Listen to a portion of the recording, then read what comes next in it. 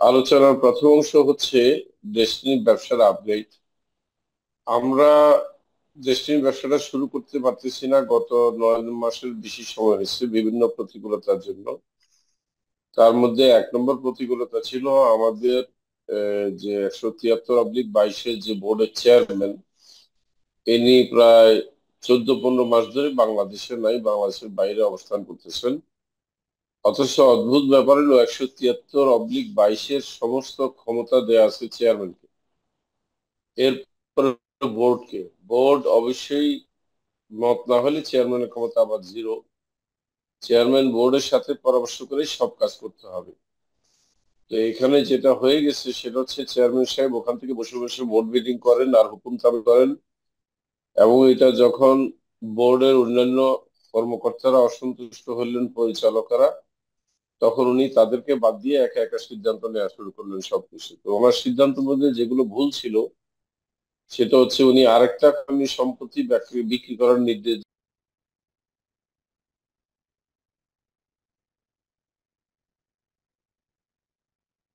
আমরা একটু অপেক্ষা করি, স্যার হয়তো নেটওয়ার্কের জন্য ডিসকানেক্ট হয়ে গেছেন।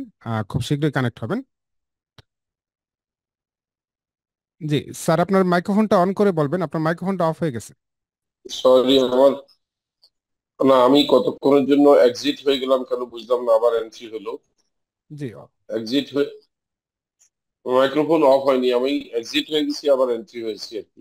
জি জি জি জি স্যার। তো এখন যেটা বলছিলাম যে উনি যেটা করছিলেন সেটা হচ্ছে যে যে 173/22-এর যে দোহাই দিয়ে ওনারা কাজ করছিলেন, সেখানে তারা ইচ্ছা মতো মন গড়া একটা বোর্ড বানিয়েছেন, বানায় ট্রি প্লান্টেশনের গাছগুলো বিক্রি করে ফেলছেন অনেক, এবং ল্যান্ডও বিক্রি করে ফেলছেন। অথচ ট্রি প্লান্টেশনে আপনারা জানেন এখন পর্যন্ত এই মামলা আপিলে আছে, এবং এই মামলা নিয়ে শুনানি শেষ হয়নি। এবং সেখানে বৈধ কোনো কমিটি করতে হলে সে বৈধ কমিটির যা কমিটি সাইজ হবে তার অর্ধেক হইতে হবে মাল্টিপারপাসের, কিন্তু মাল্টিপারপাসের কমিটি কিন্তু আপডেট হয়ে গেছে এপ্রিল মাসের 7 তারিখে। অথচ তারা কি করলেন, আগের পুরনো মাল্টিপারপাসের সদস্য নিয়ে তারা একটা কমিটি করে ওনারা যে ফৌজদারি অপরাধ করছেন সেটা তো ওনারা পরবর্তীকালে আইনের মুখোমুখি হলে ওনারা পাবেন। সোজা কথা হচ্ছে ট্রি প্লান্টেশনের কোনো কন্ট্রোল এখন আমাদের কাছে নাই। পুরা কন্ট্রোলটাই হচ্ছে বর্তমান বোর্ডের একমাত্র চেয়ারম্যান, এবং চেয়ারম্যানের সাথে 4 জন শেয়ার হোল্ডার আছে। আপনারা হয়তো অনেকে বর্তমান বোর্ডের সাইজটা জানেন না, তাই আপনাদেরকে একটু জানাই। বর্তমান বোর্ডের সাইজ হচ্ছে প্রশান্ত ভূষণ বড়ুয়া সহ 16 জন। তার মধ্যে উনি আছেন বিদেশে, তা বাদ দিলে হচ্ছে 15 জন। 15 জনের মধ্যে 4 জন হচ্ছেন ওনার সাথে আছেন। আপনারা আবার কথাটা খেয়াল করবেন, 15 জনের মধ্যে 4 জন হচ্ছে ওনার সাথে আছেন। এই 4 জন বাংলাদেশে অবস্থান করে শেয়ার হোল্ডার। আর ওনার সাথে নাই 11 জন। 11 জনের মধ্যে 9 জন হচ্ছে শেয়ার হোল্ডার আর 2 জন ইন্ডিপেন্ডেন্ট ডাইরেক্টর, যেটা কোর্ট থেকে দিচ্ছে। অর্থাৎ কোর্ট থেকে যে 3 জনকে দিছে প্রশান্ত ভূষণ বড়ুয়া ছাড়া, তার মধ্যে 2 জনই ওনার সাথে নাই। আর বোর্ড থেকে যে 13 জনকে দিয়েছে শেয়ার হোল্ডার, সেই 13 জনের মধ্যে 9 জনই ওনার সাথে নাই। তো 9 আর 2 11 জন নাই। 11 জন কিন্তু ওনার সাথে নাই, বোর্ড মিটিংও যায় না, গত কয়েক মাস যোগাযোগ নাই।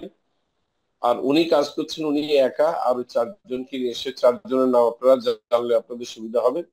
সেই 4 জনের একজন হচ্ছেন সাইফুল আলম রতন, তারপরে হচ্ছেন আপনার professor Moinuddin, professor Moinuddin, Iqbal Kadiri সাহেব, আর হচ্ছে কামরুল হাসান। এই 4 জন লোক ওনার সাথে আছে। এই 4 জন লোকের হাতে রেখে উনি সব সিদ্ধান্ত নিচ্ছেন, বাকি 9 জনকে উনি পাত্তাও দিচ্ছেন না। তাই বাধ্য হয়ে ওই 9 জন আদালতে শরণাপন্ন হয়েছে। হওয়ার আগে অবশ্যই আমার সাথে পরামর্শ করেছে। পরামর্শ করার পরে আমি তাদেরকে পরামর্শ দিয়েছি যে আগে আপনারা 2 জন ইন্ডিপেন্ডেন্ট ডাইরেক্টরের সাথে কথা বলেন। তারা 9 জন 2 জন ইন্ডিপেন্ডেন্ট ডাইরেক্টরের সাথে আলাপ করার পরে ওই 2 জনও সহমত প্রকাশ করলেন, এবং 11 জনেই মিলে একজোট হয়ে ওনারা চেয়ারম্যানের বদলি চাইলেন। সেখানে নতুন চেয়ারম্যান দাবি করে আদালতে দাঁড়ালেন। কিন্তু এমন মুহূর্তে দাঁড়াইছে, সেদিন ছিল ছুটির আগের দিন। তাতে করে ওখানে একটা ভুল তথ্য পাওয়া গেছে, যে ভুলটা করা হয়েছে অনেক আগে। এই 173-এর জন্ম হয়েছে ভুলের মধ্যে দিয়ে। অর্থাৎ এই 173-এর জন্ম যখন হয় তখন একজন লোক মৃত, তার স্বাক্ষর কে বা কাহারা দিছে সেই অবস্থায় কিন্তু 173-এর জন্ম হয়। এটা আমরাও জানি না। তো এখন যখন এটা নিয়ে আপিলে গেছে তখন তারাই বলতেছে যে 173-এর একজন মৃত। তখন কোর্ট বিব্রত হয়, বিব্রত হয়ে বলছে যে ঠিক আছে, যে মৃত তাকে বাদ দিয়ে নতুন করে অ্যাপ্লিকেশন করেন, এই কথা বলে ছুটি হয়ে গেছে।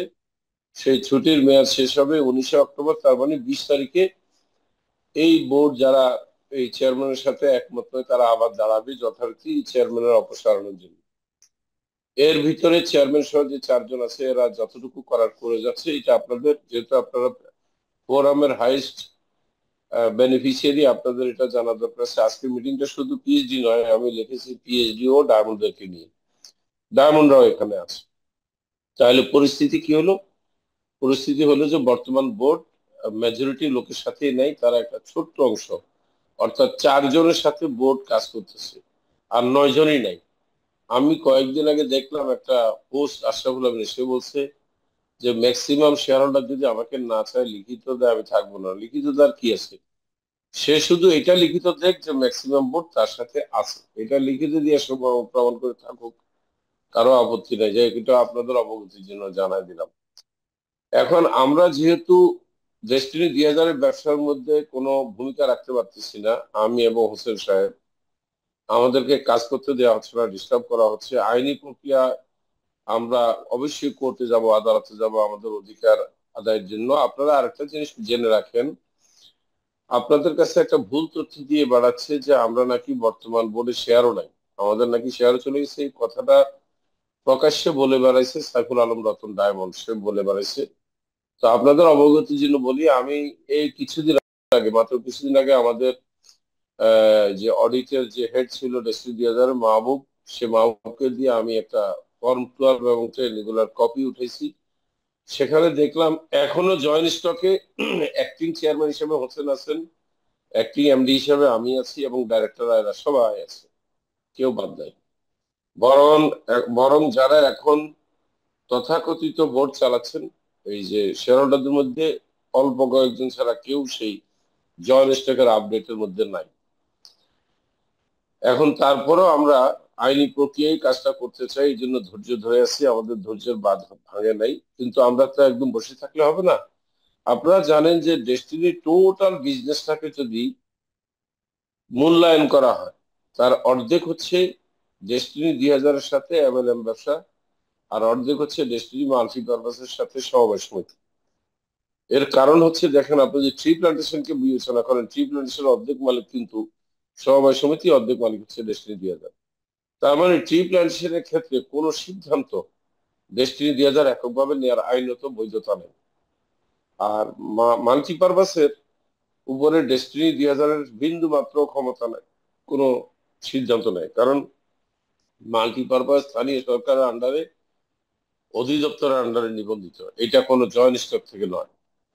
তো এখন আমরা যেটা করেছি আপনাদের জন্য, পিএইচডি এবং ডায়মন্ডের জন্য যে খবরটা আমি দিতে চাই সেটা হচ্ছে, আপনাদের জন্য আমি একটা রাস্তা বের করেছি। যেহেতু আপনারা স্বভাবতই শেয়ার কেনার কারণে আপনারা মাল্টিপারপাসের সদস্য, তাই মাল্টিপারপাসের ব্যবসাটাকে আমরা খুব ভালোভাবে পুনরায় চালু করেছি, সেখানে কিছু আপডেট এনেছি আপনাদের জন্য। এই কথাগুলো আজকে বলতে চাই। তার আগে আমি শেষ করে দিচ্ছি ডেস্টিনি 2000-এর জন্য আমি কি কি করে রাখছি। ডেস্টিনি 2000-এর সফটওয়্যার রেডি করা আছে এবং সেই সফটওয়্যারটা চালু করব। আগে আমি কোর্টে যাই, কোর্ট আমাদেরকে পারমিশন দেয় যে হ্যাঁ আমরা এই এমএলএম ব্যবসা করতে পারবো, দেওয়ার পরে আমরা সেটাকে চালু করব। পণ্য আমরা অলরেডি পণ্যের বিষয় উৎপাদনের জন্য কথা বলে রাখছি, এবং এটার যা যা লজিস্টিক দরকার সেটাও আমরা রেডি করে রাখছি। কারণ কি, আপনারা যদি বর্তমান ট্রেড লাইসেন্সটা দেখেন, ডেস্টিনি 2000-এর ট্রেড লাইসেন্সে কিন্তু মার্কেটিং ব্যবসা করার কোনো অনুমোদন নাই। লেখা আছে সে নিজে মার্কেটিং এজেন্ট আর সে আমদানি রপ্তানি করবে। তাই এখানে লেখার মধ্যে ভুল আছে। সে যে সেলস এন্ড মার্কেটিং করতে পারবে এটা কিন্তু লেখায় নিতে হবে। অ্যাটলিস্ট সেলস এন্ড মার্কেটিং করতে পারবে এটা না লেখায় নিলে, এই ট্রেড লাইসেন্সটা সঠিকভাবে নবায়ন হয়নি, না হওয়ার কারণে ঝামেলা পড়তে পারে, আমরা এটা চাই না, তাই আমরা এই লাইনে আগাচ্ছি না। এবার আসি মাল্টিপারপাসের ক্ষেত্রে। মাল্টিপারপাসের ক্ষেত্রে যেটা আমরা করেছি সেটা হচ্ছে, আমরা অডিটর নিয়োগ দিয়ে দিয়েছি অলরেডি। এখন প্রথম আমাদের হবে হচ্ছে internal accounting and audit, internal এটা হবে। এটা হওয়ার পরে আমরা এক্সটার্নাল অডিট করব, এবং অডিটের পরে ইনশাল্লাহ আমাদের শেয়ার বৃদ্ধি করে দেবে অধিদপ্তর, এই ধরনের আশ্বাস আমাদেরকে দিয়েছে। বর্তমানে আমাদের কাছে শেয়ার আছে মাত্র 18 কোটি টাকার মতো, বিক্রি করার মতো শেয়ার আছে। তাই আমি 18 কোটি টাকার শেয়ার পিএইচডি যারা আপনারা আছেন নিয়মিত কাজ করেন তাদের কল্যাণে এই শেয়ার গুলা সদস্যদের মধ্যে বিক্রি করার পরামর্শ দিয়েছি এবং উদ্যোগ নিয়েছি। এখানে আপনারা যারা পিএইচডি আছেন তারা মনে রাখেন, আপনাদের জন্য আমরা একটা ব্যতিক্রম ধর্মী আহ কাজের ব্যবস্থা করেছি ডাইরেক্ট সেলিং ব্যবসার বাইরে। কারণ ডাইরেক্ট সেলিং ব্যবসাটা এখন শুরু হতে পারতেছে না।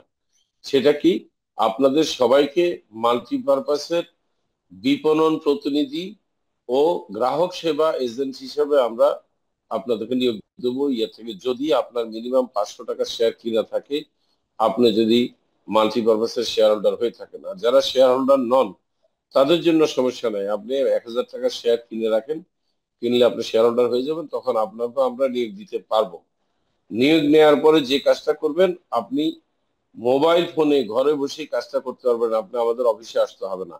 এই কাজটা যারা বিদেশে পিএইচডি আছেন তারাও এই কাজটা করতে পারবেন, দেশে যারা আছেন যারা হয়তো ঘরের থেকে কোনো কারণে বেরোতে পারছেন না তারাও এই কাজটা করতে পারবেন। আপনার পদবি হবে যে বিপণন ও গ্রাহক সেবা প্রতিনিধি, মানে দুইটা কাজ করবেন আপনি, আমাদের মাল্টিপারপাসের বিপণনের কাজটাও করবেন, গ্রাহক সেবার কাজটাও করবেন। কাজের যখন ফলাফল তৈরি হবে সেই হিসাবে আপনি আমাদের থেকে সাপোর্ট পাবেন। সেটা কি, সেটা হচ্ছে আমাদের দুই তিনটা জিনিস আপনি করবেন এখানে। অর্থাৎ আপনি যে মাল্টিপারপাসের পক্ষ হয়ে, মাল্টিপারপাস যে চলতেছে, মনে করেন এই মুহূর্তে আমি যে কাজটা করতেছি ঠিক এই মুহূর্তে, এটা কিন্তু এক ধরনের তথ্য দিচ্ছি, গ্রাহক সেবা করতেছি। এরকম একটা গ্রাহক সেবা করবেন আপনি। যখনই কেউ আপনাকে ফোন করবে, জানতে চাইবে আমাদের ব্যবসার কি অবস্থা, আপনি বলবেন যে মাল্টিপারপাস এখন পুরো দমে চালু আছে, আপনারা যারা মাল্টিপারপাসের শেয়ার কিনেছেন তাদের জন্য হচ্ছে একটা তথ্য, আর যারা শেয়ার কিনেন নাই তাদের জন্য হচ্ছে আরেকটা তথ্য। দেখা যাক যারা শেয়ার কিনেছে তাদের জন্য কি তথ্য সেটা বলি। যারা শেয়ার কিনেছে তাদের জন্য তথ্য হচ্ছে, জিজ্ঞাসা করবেন ভাই আপনি আপনার অ্যাকাউন্ট হালনাগাদ করেছেন কিনা, না করলে 1000 টাকা আপনার অ্যাকাউন্টে জমা দিয়ে হালনাগাদ করে নেন। কারণ আপনার ব্যবসা তো সক্রিয়, করার পরে আপনি কি কি বেনিফিট পাবেন একটা একটা করে বুঝাই বলবেন। পিএইচডি দেরকে বলতেছি, আপনারা যেটা বলবেন সেটা হচ্ছে, আপনারা বলবেন প্রথমে যে আগামী বছর জুনের ক্লোজিং এ জুলাইতে যে এজিএম হবে, সে এজিএম এ যে ডিভিডেন্ড ঘোষণা করা হবে সেখানে আপনারা অগাস্টে যথারীতি একটা ডিভিডেন্ড ইনশাল্লাহ পাবেন, কারণ যেহেতু মাল্টিপারপাস চালু হয়ে গেছে। এক, দ্বিতীয় তথ্যটা দিবেন, আপনারা যদি লোন নিতে চান মাল্টিপারপাস থেকে, দুই তিন ধরনের লোন। একটা হচ্ছে কনজিউমার লোন। কনজিউমার লোনটা হচ্ছে আমাদের ডেস্টিনি 2000-এর যখন ব্যবসা শুরু হয়ে যাবে তখন কনজিউমার লোনটা চালু হবে। কারণ সেই কনজিউমার লোনের টাকা দিয়ে সুদ, প্রত্যেকটা লোন কিন্তু সুদ মুক্ত, এটা বলে দিবেন যে ডেস্টিনি মাল্টিপারপাস এখন থেকে কোনো লোনে কোনো সুদ দিবে না, সব লোন সুদ মুক্ত। বলবেন যে মাল্টিপারপাস যখন আপনাকে কনজিউমার লোন দিবে, সেই কনজিউমার লোন মানে হচ্ছে আপনি ওই টাকা দিয়া ডেস্টিনি 2000-এর কোন একটা নির্দিষ্ট প্রোডাক্ট কিনতে হবে। এই ধরেন 3000 টাকার প্রোডাক্ট, এই জন্য 3000 টাকার একটা লোন দিবে এবং এটা সুদ মুক্ত, এটা আপনাকে ফেরত দিতে হবে।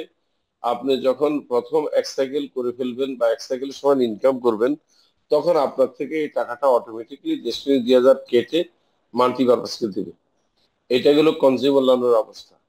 এরপর হচ্ছে প্রজেক্ট লোন। প্রজেক্ট লোন হচ্ছে আপনি যদি কোনো ছোটখাটো ব্যবসা করতে চান, খামার, ফিশারিজ বা এমন কোনো ব্যবসা যেখানে মনে করেন 10 লাখ থেকে 1 কোটি টাকা পর্যন্ত বিনিয়োগের দরকার আছে, সেটা হচ্ছে মিউচুয়াল ইনভেস্টমেন্ট লোন বলা হয় এটাকে।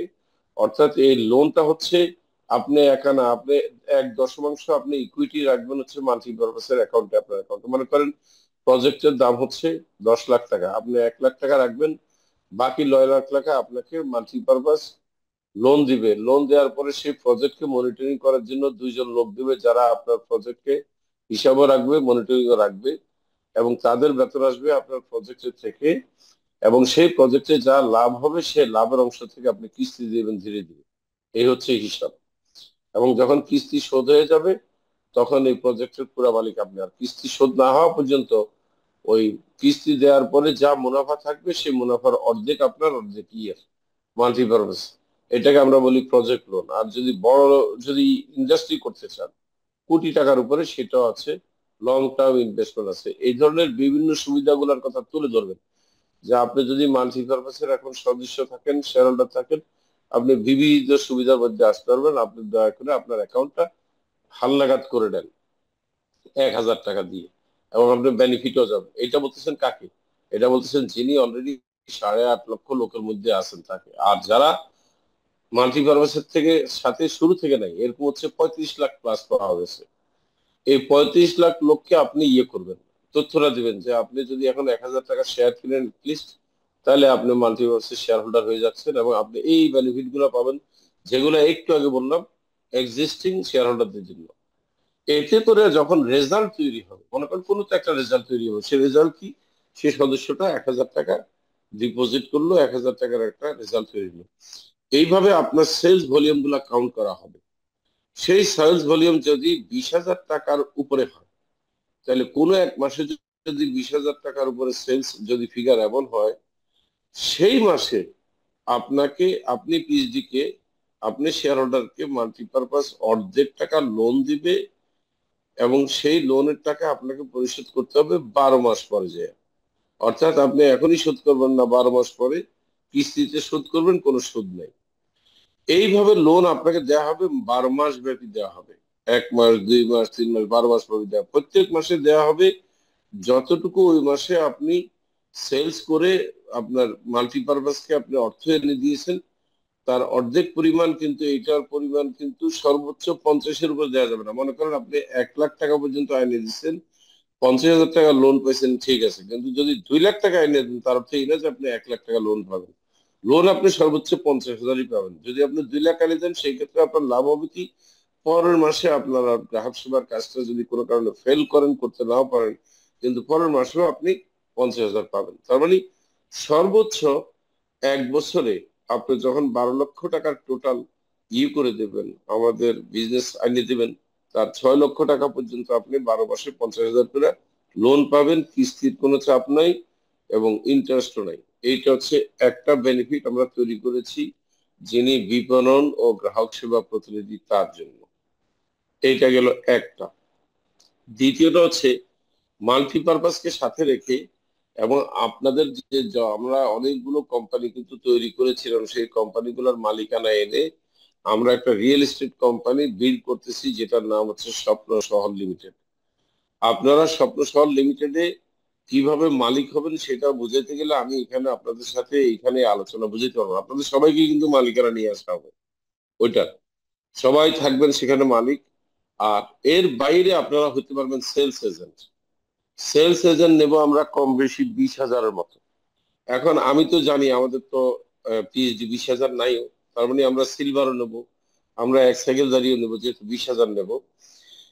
এখন আসেন পিএইচডির সংখ্যা কত সেটা আমি বলে দিই। আমার কাছে ডাটা আছে, আমি সেই ডাটার একটা কপি এমএস রানাকে পাঠিয়ে দিয়েছি। আমি তাকে নাম অ্যাসেন্ডিং ও পাঠিয়ে দিয়েছি, সিআইডি অ্যাসেন্ডিং ও পাঠিয়েছি, দুটা ফাইল পাঠিয়েছি। অর্থাৎ কেউ যদি তার সিআইডি ডিন যদি মনে না থাকে, তাহলে নাম দিয়ে বাইট করা যাবে তাকে, সে পিএইচডি কবে হয়েছে, কত সাইকেল হয়েছে।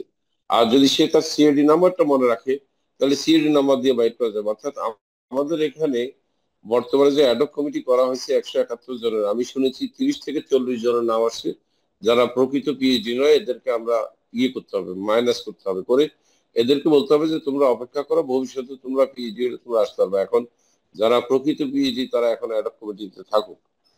তো সেখানে আপনি রানাকে বলবো, আপনি ওই সিআইডি অ্যাসেন্ডিং এ ওই লিস্ট যেটা আপনাকে পাঠিয়েছি এক্সেলে, সেখান থেকে বের করতে পারবেন। তো এখন যারা 171 জন প্লাস, তার মধ্যে আছে 27 জন নির্বাহী কমিটি, এদের কাজ হবে সমস্ত ইয়েদের, পিএইচডি দের তথ্য হালনাগাদ করা এবং তাদেরকে সদস্য ফরম পূরণ করতে দেয়া, এবং এনারা সদস্য হবেন।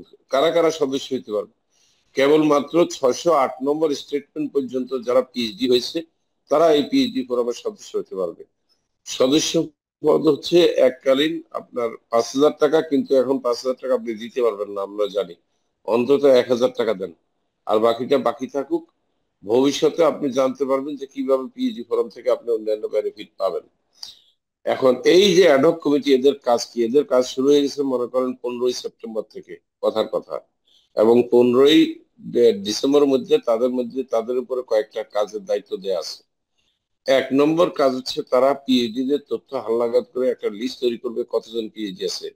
আমি যে হিসাব পেয়েছি সেখানে পিএইচডি লিস্ট পেয়েছি, সেন্টার হিসাবে পিএইচডি হচ্ছে 3288 জন, 3288 পেয়েছি, কিন্তু আমার মনে হয় ম্যান হিসাবে 1000 কম হবে, মানে 2200 2300 এরকম হতে পারে ম্যান হিসাবে।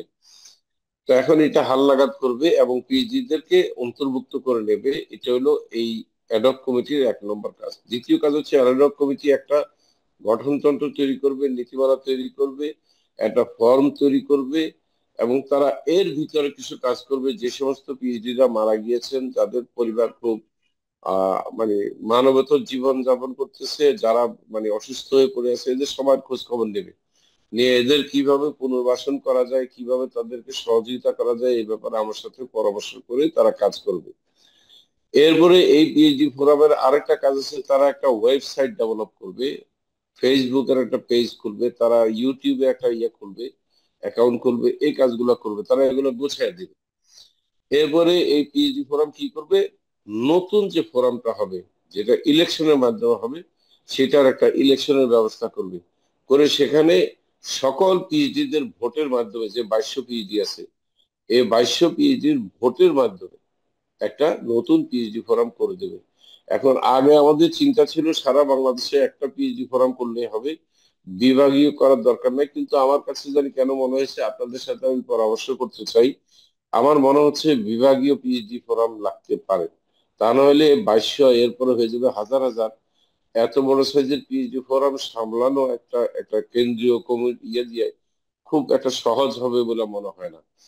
তাই যদি 10 বিভাগে 10টা বিভাগীয় ফোরাম থাকে, আর ঢাকাতে যদি একটা কেন্দ্রীয় ফোরাম থাকে, ভালো হবে। এটা বিবেচনার বিষয়, এটা আমরা বসবো আহ্বায়ক কমিটির সাথে, আহ্বায়ক কমিটি কি মতামত দেয় সেই হিসেবে আমরা এটা উদ্যোগ নেব। এখানেও আপনারা সেটা মতামত দিতে পারেন যে কেন্দ্রীয় পিএইচডি ফোরাম ছাড়াও বিভাগীয় পিএইচডি ফোরামের দরকার আছে কিনা, থাকলে করা যাবে, অসুবিধা নেই। এরপর আসি স্বপ্ন শহরের কাহিনীতে। স্বপ্ন শহরে যেটা আমি করতে যাচ্ছি, আবারও খেয়াল করে শুনবেন কিন্তু সবাই, স্বপ্ন শহরে পিএইচডি হতে শুরু করে সিলভার, সাইকেলদারি সবাইকে মুক্ত করে দেওয়া হবে এজেন্সি এজেন্ট হওয়ার জন্য। সেই সেলস এজেন্ট হিসেবে আমরা কম বেশি 20,000 সেলস এজেন্টকে আমরা নিয়োগ দেবো ইনশাল্লাহ। সেই সেলস এজেন্টরা কিভাবে কাজ করবে সেটার আমি একটা মার্কেটিং ধারণা দিই। প্রথমে আসেন স্বপ্ন শহরটা কি। স্বপ্ন শহর রিয়েল এস্টেট কোম্পানি মূলত হবে ডেভেলপার কোম্পানি। এরা ডেভেলপ করবে সারা বাংলাদেশে প্রত্যেকটা উপজেলাতে। আমরা G+11 বলে এটাকে, মানে গ্রাউন্ড ফ্লোর সহ 11 তলা, অর্থাৎ 12 তলা ভবন করব আমরা, যেখানে 12 তলা ভবনে প্রত্যেক ফ্লোরে থাকবে 27টা 700 স্কোয়ার ফিটের অ্যাপার্টমেন্ট, এবং এর উপরে টোটাল বিল্ডিং এ থাকবে 297টা অ্যাপার্টমেন্ট, 700 স্কোয়ার ফিটের, যেখানে থাকবে হচ্ছে খুবই নিম্নবিত্ত লোকজন, যারা বিশেষ করে আমাদের ডিস্ট্রিবিউটরই আগে আসবে, আমি জানি বাইরের লোক সুযোগ পাবে কম।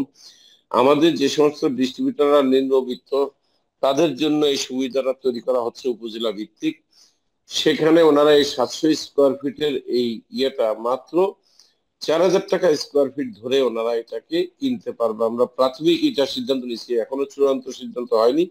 চূড়ান্ত সিদ্ধান্তে 4,000 টাকা থাকবে না 4,100 টাকা থাকবে আমি জানি না, কিন্তু আমি এখন জানি, এখন পর্যন্ত জানি 4,000 টাকা।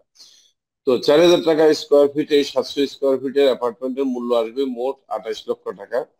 এইখানে কি করবেন, এই যিনি কিনতে চাইবেন তিনি কোনো ডাউন পেমেন্ট দেওয়ার দরকার নেই, উনি শুধু কিস্তি চালায় যাবেন। উনি প্রথম 3 বছর কিস্তি চালানোর পরে ওনাকে দেওয়া হবে পজিশন, উনি পজিশনে আসবেন 3 বছর কিস্তি দিতে দিতে। তো 3 বছর কিস্তিতে চলে আসবে ডাউন পেমেন্ট 2,88,000 টাকা, এরপরে উনি উঠবেন। এরপর উনি বাকি 17 বছর উনি কিস্তি দিতে থাকবেন। টোটাল 20 বছরে কিস্তি দেওয়ার পরে এই অ্যাপার্টমেন্টের মালিক হয়ে যাবেন উনি। কেন এটা করা হয়েছে, আমরা ধরে নিচ্ছি যিনি এটা কিনবেন তার আসলে ডাউন পেমেন্ট দেওয়ার ক্ষমতা নেই, আর বেশি দাম দিয়ে অ্যাপার্টমেন্ট কেনার ক্ষমতা নাই, ইনি শুধু 12-13 হাজার টাকা দিয়ে ভাড়া থাকে কোথাও। তো প্রথম 3 বছরে ভাড়া সমান টাকা দিয়ে উনি যখন পরবর্তী চতুর্থ বছরে উঠে যাবেন, তখন উনি ভাড়ার টাকায় কিন্তু অ্যাপার্টমেন্টে থাকতেছেন। এবং এই ধরনের উদ্যোগ আমরা নিয়েছি প্রাথমিক পর্যায়ে সারা বাংলাদেশে 500 উপজেলাতে। আমরা 10 লাখ অ্যাপার্টমেন্ট এভাবে করব আগামী 5 বছরে। সময় কিন্তু 5 বছর। এই 5 বছরের ভিতরে 10 লাখ অ্যাপার্টমেন্ট তৈরি করে আমরা এর ভিতরে যাকে আগে পারি, যে আগে দেবে তাকে তাড়াতাড়ি আগে বুঝিয়ে দেওয়া হবে। এই অ্যাপার্টমেন্ট গুলার মার্কেটিং করবেন কিন্তু এই 20,000 লোক, যে 20,000 এজেন্টকে আমরা নিয়োগ করব, এদেরকে আমরা বেতন নয়, এদেরকে আমরা দিব কমিশন ভিত্তিতে নিয়োগ দেব, যেখানে এই 20,000 লোক বিভিন্ন স্তরে কাজ করবে। বিভিন্ন স্তর এই জন্য বলছি, এখানে 3 থেকে 4টা স্তর, মানে অ্যাকচুয়ালি 3টা স্তরই হিসাবে 3টা স্তরে কাজ করবে। প্রথম স্তরের নাম হচ্ছে সেলস রিপ্রেজেন্টেটিভ, এসআর। এসআর হিসেবে যিনি কাজ করবেন তাকে একটা কোটা দেওয়া হবে। এই কোটার বেশি উনি পাবেন না। উনি 5 বছর সময়ের ভিতরে সর্বোচ্চ 50টা অ্যাপার্টমেন্ট বুকিং দিতে পারবেন। আমি জানি উনি হয়তো 5 বছর লাগবে না, 5 মাসে বুকিং দিয়ে ফেলতে পারবেন 50টা। বুকিং দেয়া, কিন্তু বুকিং দিয়ে কিস্তিটা যখন আদায় হতে থাকবে, সেই কিস্তির থেকে 50টা অ্যাপার্টমেন্টের থেকে উনি কমিশন পেতে থাকবেন 20 বছর। এইভাবে আমরা একটা প্রাথমিক হিসাব করেছি যে এই এজেন্ট 75,000 টাকা মাসে আয় করবে প্রাথমিকভাবে। এরপরে এদের মধ্যে যিনি অর্গানাইজার হিসাবে খুব ভালো কাজ করবে, যিনি এরকম 10 জনকে ইয়ে করে দেবে, আপনার কি বলে, 10টা লোকের সেলস রিপ্রেজেন্টেটিভ হিসাবে এনে দেবে এবং তাকে সহযোগিতা করবে, তাকে এই 10 জনের সুপারভাইজার হিসেবে নিয়োগ দেওয়া হবে। সুপারভাইজার হিসেবে উনি যেটা করবেন, সেলস সুপারভাইজার হিসেবে উনি নিজে তো 75,000 টাকা আয় করবেনই, এর বাইরে এই 10 জনের উপর দিয়ে উনি মান্থলি সুপারভাইজার একটা হিসেবে রাফলি 50,000 টাকার মতো একটা সম্মানী পাবেন বা কমিশন পাবেন। তাহলে সুপারভাইজারের কমিশন হয়ে যাবে কিন্তু 1,25,000 টাকা। অর্থাৎ ওনার স্ট্যাটাস হচ্ছে উনি 10 জন রিপ্রেজেন্টেটিভকে হ্যান্ডেল করে, এর বেশি করে না। এরপরে সুপারভাইজারের উপরে থাকবে ম্যানেজার, সেলস ম্যানেজার, এরপরে জিএম। বাকিগুলো আপনারা জানতে পারবেন যখন আমরা পূর্ণাঙ্গ সেলস প্ল্যান বানাই ফেলবো। এখনো সেলস প্ল্যান পুরো হয়নি, এটা আমি আপনাদের দিলাম খসড়া। এই খসড়াটা বুঝতে হবে, মনে রাখার দরকার নেই যে কিভাবে সেলসটা কাজ করবে। তো আলটিমেটলি এখানে যেটা হবে, আপনারা যারা সিরিয়াস ড্রাইভ দিবেন, বিশেষ করে যারা ডায়মন্ড, যারা টপ র্যাঙ্কের পিএইচডি, তারা যাতে মাসে 5 লক্ষ টাকা আয় করতে পারেন সেই সুযোগটাও এখানে এই রিয়েল এস্টেটে রাখা হয়েছে। এটা বুঝতে হলে আপনাদেরকে মানে আলাদা করে আমার সাথে একটা কনফারেন্সে বসতে হবে বা ছোট কোনো সেমিনার বসতে হবে, কারণ আমার পক্ষে এইভাবে মৌখিকভাবে আপনাদেরকে এটা ধারণা দেওয়া খুবই কঠিন। তো যাই হোক, আমি যেটা চাচ্ছি সেটা হচ্ছে ডেস্টিনির ব্যবসা তো শুরু হবেই, পাশাপাশি যেন অন্তত 20,000 ডিস্ট্রিবিউটর তারা নিরাপদ ভাবে আরেকটা সাইড ইনকাম করে চলতে পারে, যাতে তাদের ওই ইনকামের উপরে কখনো ঝড়ঝাপটা আসলো তার জন্য মানে রাস্তায় বসে না পড়ে। তাই অন্তত 20,000 লোক যদি 20 বছরের জন্য অন্তত ন্যূনতম 75,000 টাকা মাসে আয় করে, আমি মনে করি ডেস্টিনির একটা বড় শক্তিশালী খুঁটি হবে এই 20,000 লোক। এইভাবে আমরা প্ল্যান করেছি 10 মিলিয়ন, কি বলে 10 লক্ষ, সরি 1 মিলিয়ন, 10 লক্ষ অ্যাপার্টমেন্ট তৈরি করার জন্য। এরপর আমরা মিড লেভেলের অ্যাপার্টমেন্টও করব, যেটা হলো আপনার মিড লেভেল বলতে 1400 স্কোয়ার ফিট। এবার এরপর আমরা লাক্সারিয়াসও করব, কিন্তু আমরা শুরু করতেছি আগে লো কস্ট দিয়ে। এবং এই ব্যাপারে আমরা অলরেডি একটা রেসপন্স পেয়েছি। আমরা এই সিদ্ধান্তটা নিয়েছি বেশি দিন হয়নি, কিন্তু 15-20 দিন বা 1 মাস হয়েছে। এর ভিতরে আমরা সিঙ্গাপুর থেকে একটা বড় কোম্পানির অফার পেয়েছি, তারা 20 বছর মেয়াদে ফাইন্যান্স করতে রাজি হয়েছে লো কস্টে। অর্থাৎ আমরা চিন্তা করতেছি যে আমরা নিজের টাকায় করব। এখান দিয়ে ওরা বলতেছে আমরা তোমাদেরকে ফান্ড দিতে রাজি আছি যদি তোমরা 20 বছর মেয়াদে ফান্ড নিতে চাও। কারণ তারা এই ধরনের লো কস্ট হাউজিং এ খুব এনকারেজ করে, মানুষকে হেল্প করে সারা ওয়ার্ল্ডে। এরকম একটা সংগঠন, শুধু বাংলাদেশ নয়, সারা ওয়ার্ল্ডে তারা হেল্প করে। ঘটনাচক্রে তাদের সাথে আমার পরিচয় হয়ে গেছে, তারা আমাকে অফার দিয়েছে, আমরা অলরেডি কথাবার্তা বলতেছি। এখনো কথাটা কিন্তু প্রিমেচিওর লেভেলে আছে। তো যাই হোক, যে কারণে এই কথাটা উপস্থাপন করা, আমি বলতে চাচ্ছি, ও এই এই যে সংঘ স্বপ্ন শহর, এই স্বপ্ন শহরের মোর দ্যান 50% মালিকানা থাকবে মাল্টিপারপাসের, যে আমাদের সমিতির, সমিতিকে দিয়ে দেওয়া হবে মোর দেন 50%। এরপরে ডেস্টিনি 2000-এর মালিকানাও থাকবে, এরপরে অন্যান্য কোম্পানিরও মালিকানা থাকবে। মানে এখানে সমস্ত কোম্পানিগুলোকে এই কোম্পানির মালিক বানানো হবে। ব্যক্তিগতভাবে আমি রফিকুল আমিন বা মোহাম্মদ হোসেন, আমরা কেউ ব্যক্তিগতভাবে এখানে থাকবো না। কারণ আমি ব্যক্তিগতভাবে থাকার পক্ষে না, আমি থাকবো প্রতিনিধি হিসাবে, রিপ্রেজেন্টেটিভ। আমি কারো প্রতিনিধিত্ব করবো, যেমন এইখানে মাল্টিপারপাসের প্রতিনিধিত্ব করবেন হচ্ছে হোসেন সাহেব। এইভাবে আমরা একটা প্ল্যান করেছি, এখনো জিনিসটা প্ল্যানের স্টেজে আছে, এটা ম্যাচিউর হয়ে যাবে আগামী সপ্তাহে। আমরা এখনো চূড়ান্ত সিদ্ধান্ত নেই। এখন আমরা আপাতত স্বপ্ন শহরে 19 সদস্য বিশিষ্ট পরিচালনা পরিষদের আমরা একটা ইয়ে করে তৈরি করতেছি। আগামীতে আমরা ডায়মন্ড পিএইচডি থেকে বেছে বেছে আরো 25 জন নেব আমরা। আরো 25, হ্যাঁ আরো 25 জন আমরা এই ইজিএম করব ডিসেম্বরে। ডিসেম্বরে ইজিএম করে পিএইচডি এবং ডায়মন্ডের থেকে বেছে বেছে আরো 25 জনকে আমরা নেব। তারাও কিন্তু ব্যক্তিগতভাবে আসবে না, তারাও কোনো না কোনো কোম্পানিকে প্রতিনিধিত্ব করবে। অর্থাৎ তারা আসবে হচ্ছে অ্যাজ এ ডেলিগেট হিসাবে, কিন্তু তাদের পিছনে থাকবে ডিস্ট্রিবিউটরদের বিশাল একটা বহরের কোম্পানি।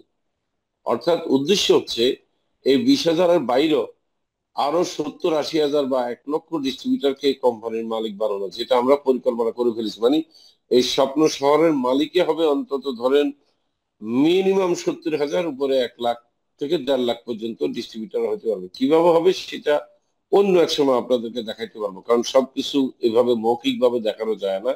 শুধু জেনে রাখেন যে স্বপ্ন শহর লিমিটেডটা করা হচ্ছে বৃহত্তর গোষ্ঠীর ডিস্ট্রিবিউটরদের কল্যাণে করা হবে, যারা আমাদের সাথে নিয়মিত কাজ করে, যারা এই কোম্পানিকে ওন করে, যারা ডেস্টিনি বলতে আর অন্য কিছু করে না, শুধু ডেস্টিনিটাই করে, তাদের কল্যাণে এগুলা করা। এবং এখানে আমরা আরো কিছু সিস্টেম চালু করব পিএইচডি ফোরামের ভিতরে। পারিবারিক বীমা, অর্থাৎ হঠাৎ করে কেউ মারা গেলে, কারো অসুখ হইলে আমরা সেখানে বীমার ব্যবস্থা রাখবো যাতে সাপোর্ট দেওয়া যায়। তারপর আপনারা ডিস্ট্রিবিউটররা যাতে কোনো একটা চ্যানেলের মাধ্যমে আপনার কোনো পণ্য যাতে আপনি ডেস্টিনি 2000 লিমিটেডে মার্কেটিং করতে পারেন সেই ব্যবস্থা রাখা হবে। যেমন আমাকে বেশ কিছুদিন আগে একজন ডায়মন্ড ফোন করেছিল, উনি কিছু বিশেষ জাতের হার্বাল প্রোডাক্ট তৈরি করে। আমার কাছে জানতে চাইছে এটা উনি এখানে মার্কেটিং করতে পারবে কিনা। আমি পজিটিভ উত্তর দিয়েছি, আমি সে হ্যাঁ সম্ভব, কিন্তু আমরা দেখবো এগুলো বিএসটি চেক করবো, এগুলার গুণগত মানগুলো সায়েন্স ল্যাবরেটরি থেকে টেস্ট করব। তো পিএইচডিরাও যদি মনে করে যে আমি এখানে ডেস্টিনি 2000 লিমিটেডে প্রোডাক্ট সাপ্লাই দিতে চাই, আপনারা মোস্ট ওয়েলকাম, কিন্তু আপনাদেরকে আসতে হবে একটা প্ল্যাটফর্মের মাধ্যমে, কারণ আপনারা একা আসতে পারবেন না, আপনাকে কোনো একটা কোম্পানি আকারে আসতে হবে। আমরা কোম্পানি টু কোম্পানি ডিল করব, এটা হচ্ছে আমাদের প্রাথমিক মানে সিদ্ধান্ত। এটা যে চূড়ান্ত সিদ্ধান্ত তা না। কেউ যদি এমন দেখা যায় যে ইন্ডিভিজুয়ালি কিছু একটা করেন এবং তিনিও কোম্পানি করে নেবেন, দিতে পারেন। তো এটা হচ্ছে মোটামুটি আমার পক্ষ থেকে আপনাদের জন্য কিছু আহ, উন্নয়নের খবর। আর এরপরে আপনারা হয়তো পিএইচডিদের সাথে কথা শুনবেন, আপনারা হয়তো ডায়মন্ডের কথাও শুনবেন, তাদের আলোচনা শুনবেন। তবে আমার ইচ্ছা হচ্ছে, আমি যেটা বলে এখন আমি আমার কথা মানে বিরতি দিতে চাই, সেটা হচ্ছে আমি আপনাদেরকে ডিসেম্বরের মধ্যে আয়ের মধ্যে আনতে চাই। আমি দেখতে চাই যে ডিসেম্বর থেকে পিএইচডিরা ইনকাম করতেছে, এবং সেটা ডেস্টিনি 2000 ডাইরেক্ট সেলিং হোক, সেটা ডেস্টিনি মাল্টিপারপাসই হোক, আর সেটা স্বপ্ন শহরই হোক, যে কোনো ভাবে এই সকল পিএইচডি সেন্টার হিসেবে যদি বলি 3288 পিএইচডি সবাই, এবং এক্সিকিউটিভ যারা আছে তারা, এবং প্লাটিনাম যারা আছে তারা, গোল্ড যারা আছে তারা, যেহেতু আমি 20,000 লোক নেব, সবাইকে আমি একটা ভিন্নতর ইনকামের মধ্যে আনতে চাই। আপনারা একটু কল্পনা করেন, আজ থেকে 25 বছর আগে আমি যখন ডেস্টিনি 2000 লিমিটেড শুরু করি, তখন কিন্তু আপনাদের আয়ের জন্য আমি একটা রাস্তা খুঁজছি ডেস্টিনি 2000। এখনো কিন্তু আরেকটা আয়ের জন্য রাস্তা খুলতেছি, যেহেতু এমএলএম নিয়ে বাংলাদেশের গণমাধ্যম, সচেতন সমাজ, সরকার সবার একটা অ্যালার্জি আছে, একটা মানে কি বলবো বিরক্তি বিরক্তি ভাব আছে। তাই আমি চিন্তা করছি ঠিক আছে, ডাইরেক্ট সেলিং কে যখন তারা এমন ভাবে অ্যাটাক করে কথা বলে, ডাইরেক্ট সেলিং এর বাইরে আমরা এমন কিছু করব যেটা গতানুগতিক ব্যবসার মতো। আমাদের কি আছে জানেন, আমাদের কিন্তু বিশাল জনবল আছে, আমাদের সাহস আছে, আমাদের মার্কেটিং স্কিল আছে। আমাদেরকে একেবারে এমএলএম করে বাদ খেতে হবে, ডাইরেক্ট সেলিং করে বাদ খেতে হবে, এটা বিশ্বাস করার কোনো কারণ নেই। আমরা এমএলএম এর অভিজ্ঞতা দিয়ে, যেমন মনে করেন আপনি একজন ইংরেজি শিক্ষক এবং আপনাকে ইংরেজি শিক্ষক হিসাবে কোনো কলেজে হায়ার করছে, এর অর্থ কি এই যে আপনি ইতিহাস পড়াইতে পারবেন না? এর অর্থ কি এই যে আপনি বাংলা পড়াইতে পারবেন না? অবশ্যই পারবেন। হয়তো আপনি ইংরেজি হিসাবে দক্ষ, কিন্তু বাংলাও পড়াইতে পারবেন, ইতিহাসও পড়াইতে পারবেন, ঠিক ব্যাপারটা এরকম। আপনি এমএলএম এর একজন দক্ষ মাস্টার, আমি স্বীকার করি, কিন্তু আপনাকে যদি কালকে একটা রিয়েল এস্টেট কোম্পানিতে দেওয়া হয়, তার প্রমাণ তো আমি পাইছি। গত 12 বছর ডেস্টিনি যারা ডিস্ট্রিবিউটরশিপ কাজ করছে, বহু ডিস্ট্রিবিউটর যারা বহুত ইন্স্যুরেন্স কোম্পানিতে কাজ করা শুরু করেছে এবং সফল হয়েছে।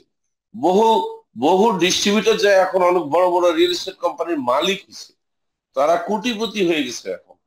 তো এইটাই প্রমাণ করে যে আপনি এমএলএম ডিস্ট্রিবিউটর মানে এই নন যে আপনার দক্ষতা একটা গণ্ডির মধ্যে সীমাবদ্ধ, আপনি কেবলমাত্র এমএলএমই জানেন আর কিছু জানেন না, এটা বিশ্বাস করার কোনো কারণ নেই। অবশ্যই আপনি মাল্টিপল দক্ষতার অধিকারী, এবং আমি এই জন্য আপনাকে নিয়ে আমার রিয়েল এস্টেটে এমন একটা সেন্টিমেন্টাল জিনিসে নামতেছি, চিন্তা করেন, যেটা হচ্ছে বাংলাদেশের প্রভার্টি লেভেলে নিম্ন স্তরে বাস করে এমন সব লোক যাদের কোনো নিজের ঘর একখান বাড়ি করার স্বপ্ন যারা কোনোদিন দেখে না, যাদের একখান ঘর করার মতো সামর্থ্য হবে কিনা বুঝতে পারে না, তাদেরকে আমরা স্বপ্ন দেখাবো যে তুমি এই 20 বছর ধরে কিস্তি দিয়ে দিয়ে একটা ফ্ল্যাটের মালিক হবা। এই ফ্ল্যাটের যখন কিস্তি তোমার শেষ হবে, যেদিন তোমার 28 লক্ষ টাকা শেষ হবে, পরিশোধ হবে, জানেন সেই দিন তার এই ফ্ল্যাটের দাম কত দাঁড়াবে? ন্যূনতম 60 লক্ষ টাকা দাঁড়াবে। 20 বছর পরে তার এই 700 স্কোয়ার ফিটের ফ্ল্যাটের দাম কখনোই 28 লক্ষ টাকায় থাকবে না। সে অন্তত এই 60 লক্ষ টাকা ইনকাম চলেছে। আর একটা মজার ব্যাপার হবে কিন্তু, যারা এই ফ্ল্যাটটা কিনবে তারা কি আপনি মনে করেন শুধু চাকরি করবে? তারা সরকারি চাকরি করবে, তারা এইটা করবে সেটা নো। তারা যেটা করবে, তারা কোনো না কোনো ভাবে ডেস্টিনির ডাইরেক্ট সেলিং এ ঢুকে যাবে, তারা কোনো না কোনো ভাবে ডেস্টিনির মাল্টিপারপাসে ঢুকে যাবে। আর আমি যেহেতু আমার রাজনীতি করার পিছনে কতগুলো কারণ আছে আজকে খুলে বলি। আমি রাজনীতিতে যদি সম্পৃক্ত মানে হয়ে মানে সক্রিয় ভূমিকা রাখতে পারি, যদি আমার দল সত্যি নিবন্ধন পায়, আমাকে যদি কেউ কোনো দল যদি কোয়ালিশন করার জন্য ডাকে, আমার প্রথম প্রস্তাব থাকবে যে সরকারি চাকরিজীবীরা তারা যে এমএলএম বা অন্য কোনো সাইড বিজনেস করতে পারবে না, এটা উঠাই দিতে হবে। তা না হলে তারা সারা জীবন ঘুষ খাবে। কারণ এটা একটা বাজে সিস্টেম যে সরকারি চাকরি যারা করে তারা নাকি সাইড দিয়ে কিছু করতে পারে, করার কিন্তু ঠিকই করে। উচ্চ পর্যায়ের সরকারি কর্মচারীরা কিন্তু ঠিকই গোপনে বিদেশি ব্যবসা করে, অনেক কিছু করে। মাঝখানে ধরা খায় নিম্ন স্তরে যারা সরকারি চাকরি করে, এরা ধরা খায়।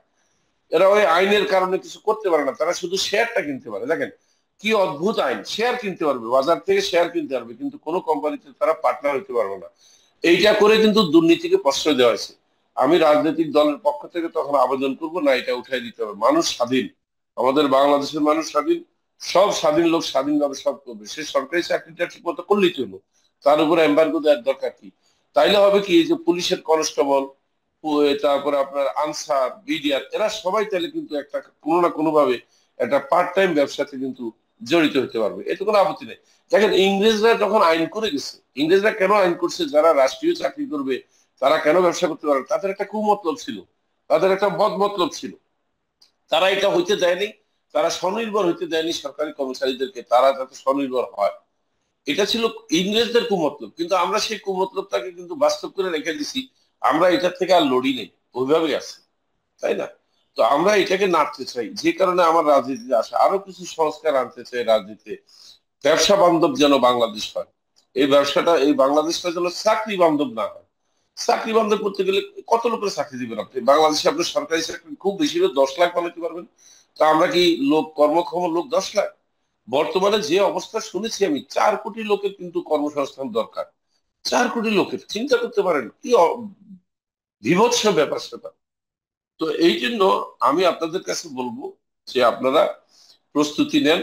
আপনাদের আলোচনা আমি শুনতে চাই, জানতে চাই। আমি এখন অফ যাব, কিন্তু লাইনে যতক্ষণ পারি থাকবো, শুনবো, আপনাদের নোট নেবো। আমি বর্তমান পিএইচডি ফোরামের যারা অ্যাডহক কমিটি আছে তাদেরকে বলবো যে আপনারা যে প্রশ্নগুলা করবেন এগুলা যেন তারা নোট নেয়, নোট নিয়ে যেন আমার সাথে তারা যখন টেবিল টকে বসে তারা যেন এগুলার উত্তর আমার থেকে জেনে নেয়। আর আপনারা একটা জিনিস কখনো করবেন না, ভুল তথ্য দিয়ে কাউকে বিভ্রান্ত করবেন না, ভুল তথ্য নিবেনও না, দিবেনও না, এটা থেকে দূরে থাকবেন। আমি আপনাদের জন্য প্রাউড ফিল করি, আমি আপনাদের জন্য দোয়া করি, জানেন, নামাজ পড়ে দোয়া করি যে ডেস্টিনির ডিস্ট্রিবিউটরদের তুমি আল্লাহ নেক হায়াত দাও, নেক রিজিক দাও, লম্বা হায়াত দাও, রোগ মুক্ত হায়াত দাও। আমি আপনাদের জন্য অনেক বড় বড় মুনাজাত করি, এগুলা আমি জেলে থাকতেও করতাম। আমি জেল থাকতে বলতাম, আল্লাহ ডেস্টিনিকে তুমি বাঁচায় রাখো, ডেস্টিনিকে কবুল করো, ডেস্টিনির সমস্ত ডিস্ট্রিবিউটরদের হায়াতকে তুমি ইয়ে রাখো, হেফাজতে রাখো, তাদেরকে আল্লাহ রিজিক দাও, হালাল রিজিক দাও। সবসময় ইনশাল্লাহ দোয়া করি, আপনারা করবেন, এটা নিয়ম। প্রত্যেকে আমরা প্রত্যেকের জন্য দোয়া করবো, তাইলে না আল্লাহ সবার কথা শুনবে। বলা হয় প্রতি 40টি হাতের মধ্যে নাকি একটা হাত আল্লাহ কবুল করে। আমি শুনেছি, আমি জানি না কতটুকু এটা কার্যকর, বাস আমি বিশ্বাস করি, আমি শুনেছি। তো এই পর্যন্ত এসে আমি আমার এখান থেকে আমার এই বক্তৃতা থেকে অব্যাহতি নিচ্ছি। পরবর্তীতে আমি আশা করব, রানাকে বলবো যদি হোসেন সাহেব থাকে উনিও বলবে, আর হোসেন সাহেব যদি না থাকে তাহলে ডায়মন্ডরা কথা বলুক, ডায়মন্ডদেরকে কথা বলার সুযোগ দেখ। এরপরে যারা হাত তুলবে তারাও যেন কিছু কিছু বলে, আমি শুনতে চাই তাদের থেকে। আজকে বর্তমানে সর্বোচ্চ ফোরাম আছে এই মুহূর্তে 930 জন দেখতেছি, 30, 32, 33 আপসাইড করতেছে আর কি, ঢুকতেছে বাইরেতেছে দেখতেছে। আমি জানি সবাই পিএইচডি না এখানে, তবে মেধায় কিন্তু এরা পিএইচডি, জানেন। মেধায় কেন পিএইচডি? দেখেন আজকে যে লোকটা সাইকেল দাঁড়িয়ে এখানে ঢুকতেছে সে কিন্তু হিসাবে 12 বছরের ডায়মন্ড হয়ে যাওয়া। তাই আমি তাকে ছোট করে কিভাবে দেখি? তাই আমি তার পদবি 12 বছর আগে পিএইচডি হয়নি দেখে তাকে অবজ্ঞা করতে আমি নারাজ। যে এক সাইকেল দাঁড়িয়ে এখানে ঢুকছে তাকেও আমি পিএইচডি সমান সম্মান দিতে রাজি আছি। সেও ওরকম মেধা রাখে, ওরকম চিন্তা ভাবনা তার ভিতরে আছে, অতটুকু সাহস, এবং কোম্পানিকে সবচেয়ে বড় কথা হলো সে কোম্পানিকে ভালোবাসে, সে কোম্পানিকে ওন করে, কোম্পানির মালিকানা সে ফিল করে। এইটা একটা ভালো লক্ষণ। তো সবাই ভালো থাকেন, আবার যদি সুযোগ থাকে কথা হবে। আল্লাহ হাফেজ।